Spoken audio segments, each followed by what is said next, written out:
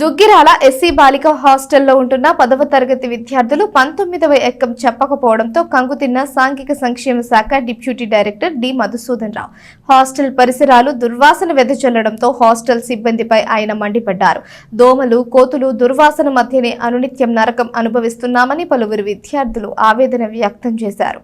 Duggirala MPDO కార్యాలయంలో మండల స్థాయి అధికారులతో సాంఘిక సంక్షేమ శాఖ డిప్యూటీ డైరెక్టర్ డి మధుసూదన్ రావు శుక్రవారం సాయంత్రం సమావేశం నిర్వహించారు. అనంతరం దుగ్గిరాల ఎస్సీ బాలికల హాస్టల్ను సందర్శించారు. హాస్టల్లోని వంటగదిని, వసతి గదులను, హాస్టల్ పరిసరాలను క్షుణ్ణంగా పరిశీలించారు. హాస్టల్ నందు సుమారుగా 40 మంది పైగా విద్యార్థినీలు ఉంటున్నారు.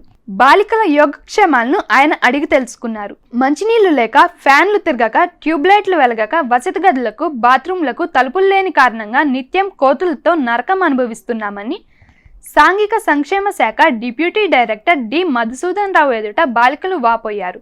జిల్లా స్థాయి అధికారులు వస్తేనే దుగ్గిరాల మండలంలోని సమస్యల పరిష్కారానికి చర్యలు తీసుకోవడం జరుగుతుందని ప్రజలు అభిప్రాయపడుతున్నారు.